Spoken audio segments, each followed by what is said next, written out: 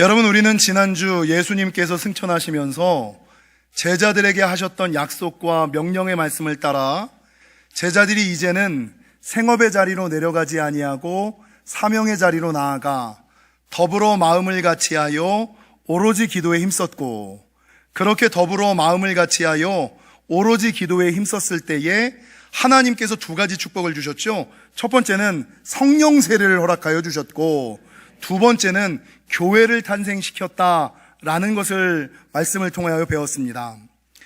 여러분, 이때 생겨난 교회의 이름을, 그리고 이때 생겨나서 AD 300년까지 있었던 교회들을 일반적으로 초대교회라는 이름으로 부르고 있고, 이렇게 부르고 있는 초대교회는 기독교 역사 가운데, 인류 역사 가운데 가장 이상적인 교회, 모든 교회가 꿈꾸고 재현해야지 되는 참다운 교회의 원형의 모습이다 라고 말씀을 드린다는 거죠. 여러분, 초대교회가 가지고 있었던 특징이 무엇이 있을까? 오늘은 한 5가지만 좀 살펴보려고 하는데요. 초대교회의 특징 첫 번째는 오늘 본문 42절에 보니까 성경이 뭐라고 증거하고 있냐면, 그들이 사도들의 가르침을 받아, 즉 가르침을 받는 교회였다라고 성경은 증거하고 있다라는 것입니다. 여러분, 성경 전체를 보시면 성도들의 신앙과 교회가 가장 부흥했던 전성기가 있었는가 하면 성도들과 교회의 신앙이 가장 침체하고 쇠퇴하던 시기가 있었습니다. 가장 부흥하던 전성기가 언제였을까요? 오늘 본문에 나오는 초대교회 시대, 이때는 성도들의 신앙도 뜨겁고 교회도 부흥하고 성장하던 시대, 그래서 인류 역사 가운데 가장 성령이 크게 임하셨던 성령의 전성기, 신앙의 전성기, 교회의 전성기라고 말할 수 있습니다. 그러나 반대로 신앙과 교회의 가장 침체기와 쇠퇴기는 언제였느냐? 구약시대에서 우리가 가장 많이 알고 있는 사사시대, 이때는 성도들의 신앙도 쭈그러들고 교회도 쇠퇴하여 아무도 하나님의 일을 하려고 하지 않는, 근데 여러분 생각해 보십시오. 교회가 가장 전성기였을 때의 특징이 무엇이고 교회가 가장 쇠퇴했을 때의 특징을 성경은 뭐라고 기록하고 있을까? 오늘 성경에 보니까 신앙과 교회의 가장 전성기는 사도들의 가르침을 받던 시대, 가르침이 있는 교회, 가르침을 받는 성도들이 있을 때 교회가 성장하고 신앙이 자라났다. 근데 반대로 교회와 신앙의 가장 쇠퇴기고 침체기라고 이야기할 수 있는 사사시대를, 사사기는 뭐라고 공통적으로 이야기해요? 각기 자기의 소견대로 행하던 시기, 누군가로부터 들으려고, 누군가로부터 배우려고 하지 아니하고 각기 자기 소견에 옳은 대로 하던 시대, 이 시대가 사사시대였다라고 성경은 말하고 있는 거죠. 여러분, 성경에 보면 여호사밧 왕 다시는 선지자를 신뢰하라, 그리고 이 선지자를 신뢰하고 살아갔을 때에 불화가 골짜기의 축복과 형통의 역사를 경험하지 않았습니까? hil기야 선지자의 이야기를 듣고 사무엘 선지자가 살아있는 동안에는 그 땅에 평안이 있었지만, 선지자가 없고 더 이상 선지자의 이야기를 그 누군가로부터 들으려고 하지 아니하고 그 누군가로부터 배우려고 하지 않는, 각기 자기가 생각한 대로 자기 소견에 옳은 대로 주장하고 이야기하던 시대에는 모두 침체와 어려움이 겪었다는 거죠. 여러분 생각해 보십시오. 왜 사람들이 누군가로부터 들으려고 하지 않고 배우려고 하지 않을까요? 왜 사람들이 각기 자기 소견에 옳은 대로 행할까요? 그 이유가 뭘까요? 한국 성도들의 특징 가운데 하나가, 한국 성도뿐만 아니라 한국 사람들의 특징이 뭐예요?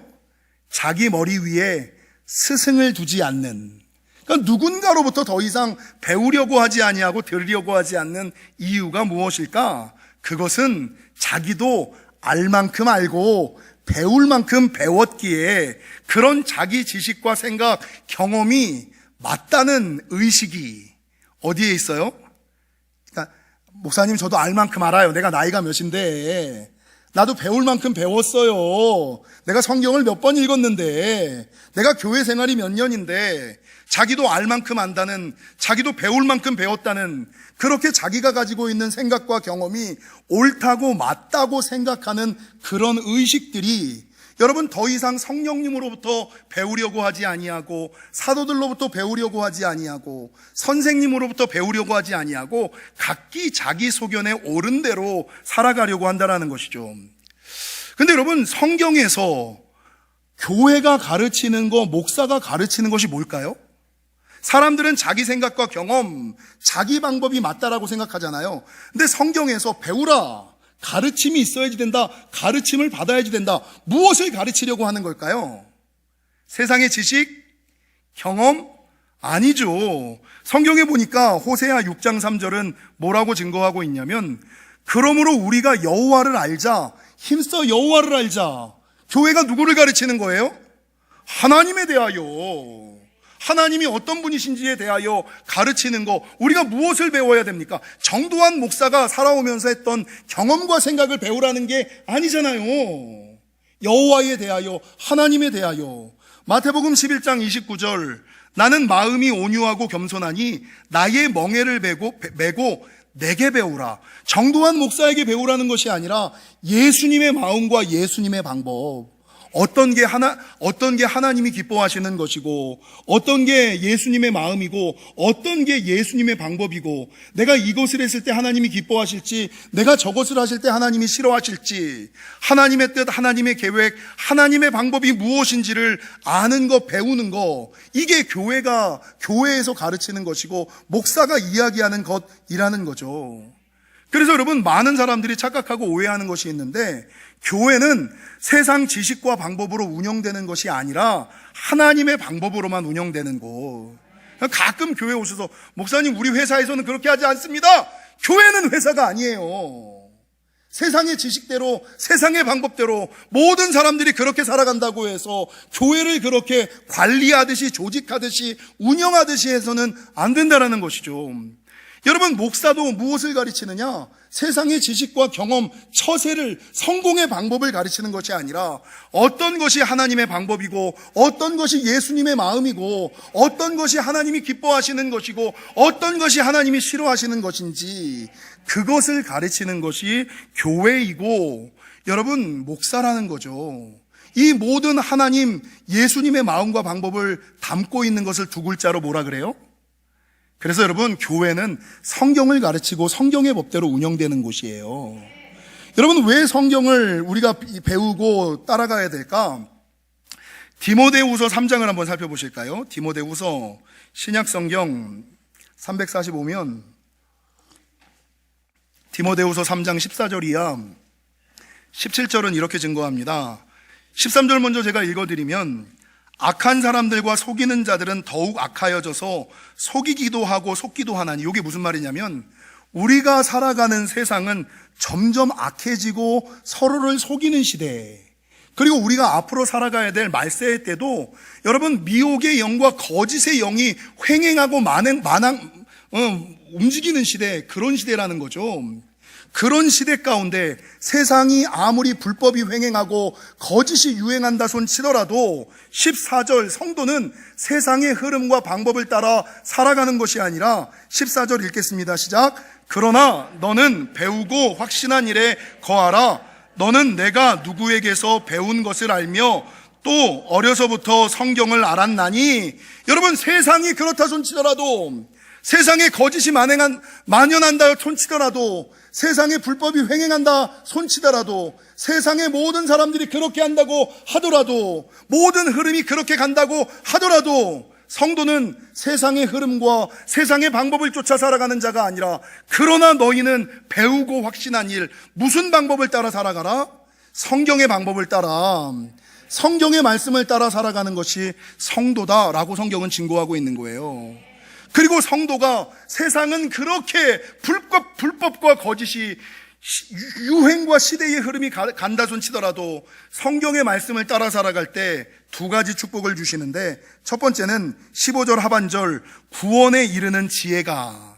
이게 뭐냐? 죽어서 천국 가고, 죽어서 천국 갈 뿐만 아니라 17절 하반절, 이는 하나님의 사람, 이게 성도 아닙니까? 하나님의 사람으로 온전하게 하여 모든 선한 일을 행할 능력을 갖추게 하려 하심이라. 죽어서는 천국 갈 뿐만 아니라 살아있는 동안에는 능력 있는 삶, 그런 삶을 살아가는 것. 세상이 어떠하다 손치더라도 성도는 여전히 말씀 따라, 믿음 따라, 신앙 따라, 예수님 따라, 십자가 따라 살아가는 것, 그럴 때 이런 축복이 있다라고 성경은 증거하고 있다라는 것입니다. 근데 문제는요, 세상에 많은 사람들이 어떤 문제와 어려움이 있을 때 그 문제를 판단하고 결정하는 기준이 무엇이냐. 여러분, 신앙생활하고 인생생활할 때 어떤 문제가 딱 터졌어요.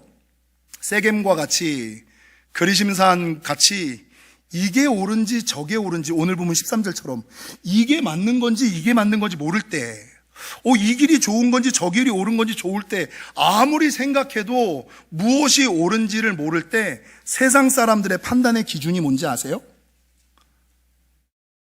이거를 선택해야 되는지 저거를 선택해야 될지 갈등하는 상황 가운데서 여러분은 무엇을 기준으로 해서 그걸 판단하세요? 그 사건을, 그 문제를 판단하세요? 세상 사람들은 판단하는 기준이 3개가 있어요. 첫 번째가 뭔지 아세요? 자기 생각과 경험. 자기가 생각하는 대로 자기가 경험하는 것을 보고 그 사람, 그 문제를 판단하고 결정해요. 그러면 자기 생각과 경험을 가지고 판단하고 결정하고, 두 번째 뭔지 아세요? 이해관계를 따라. 내가 이 일을 선택했을 때 이 일이 나에게 이득이 될 것인가? 내가 저 일을 선택했을 때 저것이 나에게 손해가 될 것인가? 자기 생각과 경험을 1번 기준, 자기 이해관계를 2번 기준, 3번 기준이 뭔지 아세요? 나랑 친하냐 친하지 않느냐, 관계를 기준으로 해서 문제를 판단하고 사건을 분별한다는 거죠. 근데 오늘 본문 이 디모데후서는, 성경은 자기 생각과 경험을 가르치는 것도 아니고 무엇이 이해관계가 있는지를 가르치는 것도 아니고, 제가 매일같이 얘기하는 것처럼 여러분, 무언가를 판단할 때는 그 판단의 기준이 무엇이어야지 된다고요? 성경이고 말씀이어야지 된다라고 성경은 증거하고 있다라는 것입니다. 그리고 그 판단의 기준인 성경을 가르치는 것, 하나님의 말씀을 가르치는 것, 그것이 참다운 교회임을 기억하시고 가르침을 받으시는, 가르침이 있는 교회, 가르침을 받는 성도가 되시기를 주님의 이름으로 간절히 축원합니다. 두 번째, 가장 이상적인 교회의 모습이라고 이야기하는 초대교회의 첫 번째 특징은 가르침이 있는 교회, 가르침을 받는 성도예요. 두 번째는 교제하는 교회. 우리 옆 사람이랑 인사하겠습니다. 교제합시다. 신교합시다. 여러분, 오늘 본문에 나오는 초대교회는 여전히 로마의 박해와 위협이 있는 상황이었어요. 그러니까 지난주 설교했던 것처럼 오순절 마가의 다락방에 성령이 내리기 전에는, 성령이 임하기 전, 그리고 오늘은 성령이 임한 후 하루 만에 이 성령이 임했느냐 성령이 임하지 않았느냐가 판가름이 난다는 거죠. 근데 성령을 경험하기 전에는 이 사람들이 로마의 위협과 박해가 무서워서 다락방 속에 숨어서 문을 걸고 나가지도 못했어요. 근데 성령을 경험하고 난 이후에는 여전히 로마의 박해와 위협이 있음에도 불구하고 세상에 나아가 담대히 그리스도의 복음을 전했다는 거죠. 상황과 환경은 전혀 변한 게 없어요. 오직 변한 것은 뭡니까? 내가 성령을 받았는가, 성령을 받지 않았는가, 요것만이 여러분 달라졌다는 거죠. 그래서 오늘 본문에 보니까 성령이 임하고 나니까 그 이전에는 두렵고 떨려서 모이기를 주저하던 성도들이 성령이 임하고 나니까 어떻게 변하느냐?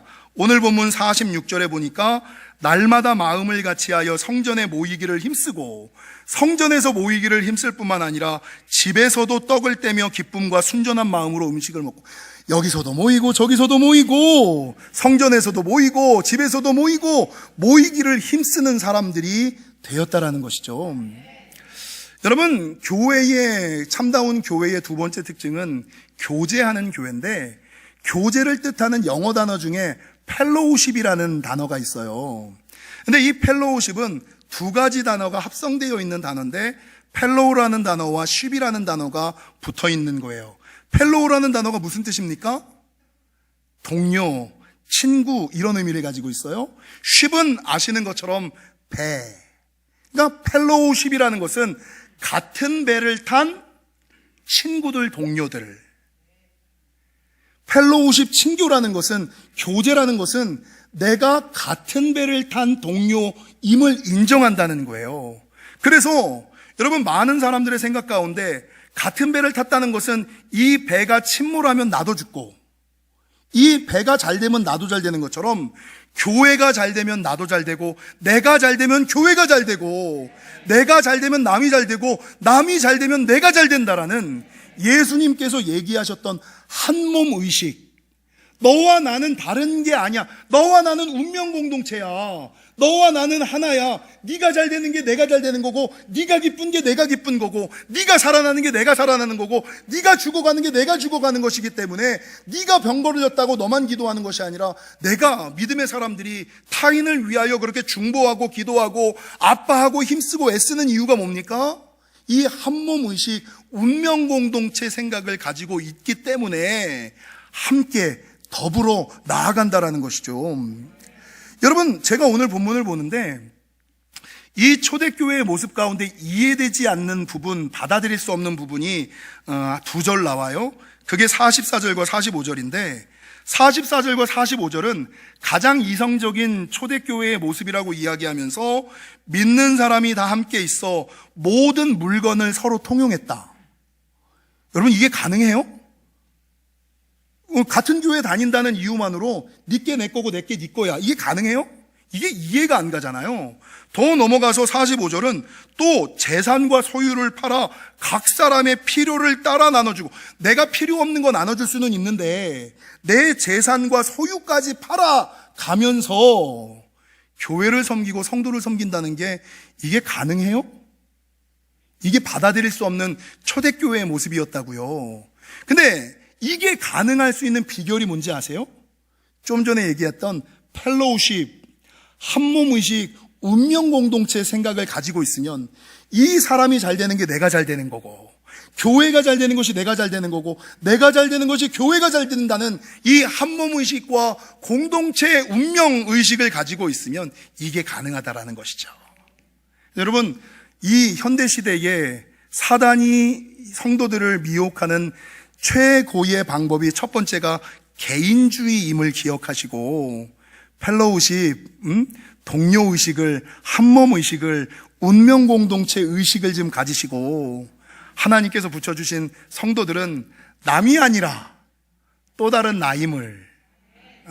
옆 사람 인사하겠습니다. 당신이 잘 돼야 내가 잘 됩니다. 내가 잘 되면 당신이 잘 될 겁니다. 그러니까 여러분 친해지죠? 질투가 안 생기죠? 비교가 안 생기죠? 경쟁이 안 생기죠? 그래서 여러분 바라는 것은 우리 영지교회가 초대교회처럼 참다운 교제하는 공동체. 세 번째, 초대교회의 특징은 무엇이냐? 오늘 본문 42절 마지막에 보니까 오로지 기도에 힘쓰는 교회.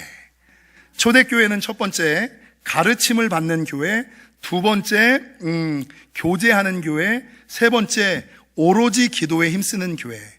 지난 시간에 설교 때 제가 오로지라는 단어의 뜻이 무엇인지를 말씀을 드렸습니다.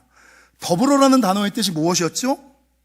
함께라는 단어 외에, 뜻 외에 거기에다가 더하여. 그럼 오로지라는 단어의 뜻이 무엇이었습니까? 오로지라는 것은 다른 것은 있을 수 없고 오직. 그러니까 내가 인생의 문제를 해결할 때 기도만이 해답입니다. 기도만이 능력입니다. 이 마음을 가지고 다른 것은 있을 수 없고 오직 기도의 방법으로, 하나님의 방법으로, 하나님의 은혜로, 하나님의 능력으로 해결함을 받겠다는, 다른 것은 있을 수 없고 오직이라는 뜻이 이 오로지. 그러니까 기도하면서 다른 것이 아니라 있는 것 전적으로 기도에 매달리는 거, 이게 오로지 기도예요. 여러분, 교회의 본질은 기도하는 공동체인데 마가복음 9장에 가면 예수님께서 제자들을 파송하시면서 병을 고치는 능력과 귀신을 쫓는 능력을 주셨어요. 근데 처음에는 나가서 병도 고치고 귀신도 쫓다가 얼마 지나지 않아 이제는 병도 못 고치고 귀신도 못 쫓아요. 여러분, 동일하게 마가복음 16장 믿는 자들에게는 이런 표적이 따르리니 하나님께서는 하나님을 믿는 모든 이들에게 능력과 축복을 주셨어요. 믿으십니까? 능력과 축복을 주셨어요. 근데 어떤 사람은 귀신을 쫓고 병을 쫓는 능력이 있고 어떤 사람은 하나님이 주신 은혜와 축복을 경험하며 살아가는가 하면 어떤 사람은 그렇게 오래 교회를 다녔음에도 불구하고 늘 귀신이 무섭고 능력도 없고 하나님이 주신 은혜와 축복을 경험하지 못하고 살아가는 사람이 있다는 거죠. 왜 분명히 성경에서는 모든 믿는 자들에게 능력과 축복을 주셨다라고 이야기하는데 나에게는 능력과 축복이 없을까? 그 이유가 뭘까를 이 예수님의 제자들이 예수님에게 물어요. 근데 예수님이 두 가지 이유 때문에 이 능력과 축복이 없다라고 말씀하시는데 마가복음 9장을 찾아보겠습니다. 마가복음 9장 19절과 29절 신약성경 69면 신약성경 69면 마가복음 19장에 보면 예수님께서 대답하여 이르시되 이 제자들을 향하여 뭐라고 불러요? 믿음이 없는 세대요. 여러분, 하나님께서 모든 믿는 자들에게 능력과 축복을 주셨는데 내가 능력을 누리지 못하는, 내가 축복을 맛보지 못하는 이유가 무엇 때문이라고? 뭐가 없기 때문에? 믿음이 없기 때문에. 여기서 말하는 믿음은 영지교회가 그렇게 이야기하는, 여러분, 모든 성도라고 동일한 믿음을 가지고 있지 않습니다. 믿음에는 종류가 있다라고 제가 많이 말씀드리잖아요. 이신, 미신, 경신, 의신, 불신, 맹신, 광신. 믿음이라고 다 같은 믿음이 아니에요. 근데 하나님이 오늘 본문에서 말하는 능력과 축복이 부어지는 믿음은 무슨 믿음? 바른 믿음, 정신이라는 거예요. 그래서 모든 믿는 자에게 능력과 축복을 주셨는데 내가 능력이 없는 이유는 내가 믿음이 없거나 내 믿음이 잘못된 믿음이거나. 여러분, 두 번째, 모든 믿는 자들에게 능력과 축복을 주셨는데 능력과 축복이 나가지 못하는 이유를 첫 번째는 믿음이 없는 세대예요. 믿음이 없기 때문이다라고 말씀하시고 두 번째 29절 뭐라고 말씀하는지 같이 읽겠습니다. 시작. 이르시되, 그러니까 능력과 축복이 나에게 없는 이유는 첫 번째 믿음이 없기 때문이고 두 번째는 뭐 안 하기 때문이다? 기도 안 하기 때문이다. 기도 안 하기 때문이다 라고 성경은 분명하게 증거하고 있다는 것입니다. 그래서 믿음의 사람이, 성도가 하나님께서 성도에게 예비해 놓으신 은혜와 축복과 능력을 경험하려면 첫 번째는 바른 믿음을 가지셔야 되고요. 두 번째는 그 믿음을 가지고 뭐 하셔야 된다고요? 오로지 기도하셔야 된다는 거죠. 그래서 여러분, 야고보서 5장 15절은 뭐라고 증거하고 있냐면 기도는 병든 자를 구원한다라고 얘기하지 않고 그 앞에 한 단어가 있어요. 믿음의 기도는 병든 자를 구원하나니. 믿지 않고 기도하는 것은, 의심하며 기도하는 것은 별 의미가 없어요. 믿음의 기도는 병든 자를 구원하나니 믿음과 기도를 강조하고 있고 마태복음 21장 22절에서 예수님은 또 뭐라고 말씀하시느냐? 너희가 기도할 때에 무엇이든지, 그냥 너희가 기도할 때 그냥 기도하지 말고 너희가 기도할 때에 무엇이든지 믿고 구하는 것은 다 받으리라. 기도만 하지 말고 기도와 뭐가 항상 함께 있어야지 된다고요? 믿음과 기도가 함께 있어야지 된다라고 성경은 증거하고 있다라는 것입니다. 그러므로 사랑하는 성도 여러분, 초대교회의 특징은 오로지 기도에 힘쓰는 교회. 기도하지 않으면, 제가 일부 때 그런 예화 또 드렸어요. 제가 신학을 하기 전에 제 얘기 많이 들었죠. 신학을 하기 전에 남자들은 기도에 좀 약하잖아요. 그러니까 새벽재단을, 신학교를 가야 될까 말아야 될까를 고민하다가 1년을 새벽재단을 쌌어요. 근데 1년을 새벽재단을 쌌는데 기도에 익숙하지 않으니까 1시간 이상을 기도를 못하는 거예요. 그러니까 야, 내가 평생 하나님의 길을 걸어가는 사람이 1시간도 기도하지 못해가지고 이게 될까? 근데 아무리 용을 써도 기도가 1시간을 넘어가질 못하는 거예요. 그러다가 갑자기 어떤 사람이 하던 말이 딱 떠올랐어요. 성경을 읽는 거는 거룩한 기도다. 노동도 기도다. 이런 얘기가 딱 떠올라서 내가 기도는 1시간 이상 못하지만 성경은 읽을 수 있지 라는 생각에 기도는 1시간 하고 하루에 몇 시간 성경을 읽었다고요? 3시간. 제가 가장 성령에 불탈 때 하루에 설교를 몇 시간 들었는지 아세요? 12시간. 신학교 다닐 때. 신학교 들어가기 전 신학교 다니면서 1시간 기도, 3시간 성경 읽고 남의 설교를 12시간 가까이, 평균 9시간, 많이 읽으면 12시간, 적게 들으면 6시간 정도를 들었어요. 나름 괜찮죠? 네. 근데 제가 목회를 딱 하고 나니까 영의 세계에 대한 인식이 딱 생겼을 때 주님께서 그러시더라고요. 하나님, 저 1시간 기도하고 3시간 성경 읽잖아요. 그러니까 주님께서 기도 중에 그러셔요. 그건 네 생각이고, 기도는 기도고 말씀은 말씀이지. 기도는 기도고 말씀, 그건 네 생각이지. 내가 이런 말 하면 되나? 내가 언제 말씀으로 기도를 퉁치라 그랬니? 네? 퉁치려고 하지 마세요. 기도는 기도고 말씀은 말씀이에요. 그리고 나서 내가 말씀을 아무리 많이 읽고 헌금을 아무리 많이 하고 봉사와 헌신과 충성을 아무리 많이 해도 제일 중요한 거, 교회의 원형은 뭐라고요? 오로지 기도예요. 오로지 기도. 그 사람이 기도하는 사람이냐, 그 교회가 기도하는 교회냐, 이게 참다운 교회냐, 참다운 교회가 아니냐를 판가름하는 기준이라는 거죠. 바라는 것은 여러분, 예수님의 말씀처럼 오로지 기도에 힘쓰시는 저와 우리 영지교회 되시기를 주님의 이름으로 간절히 축원합니다. 네 번째, 초대교회의 특징은 무엇이냐? 오늘 사도행전 2장 47절에 보니까 하나님을 찬미하며 또 온 백성에게 무엇을 받았다고요? 교회가 뭘 받았어요? 칭송을 받았다는 거죠. 그러니까 그 당시의 사람들은 교회와 성도들을 보면 와, 대단하다. 어떻게 저렇게 살 수가 있지? 어떻게 저렇게 믿을 수가 있지? 야, 역시 교회는 달라. 야, 성도는 대단해.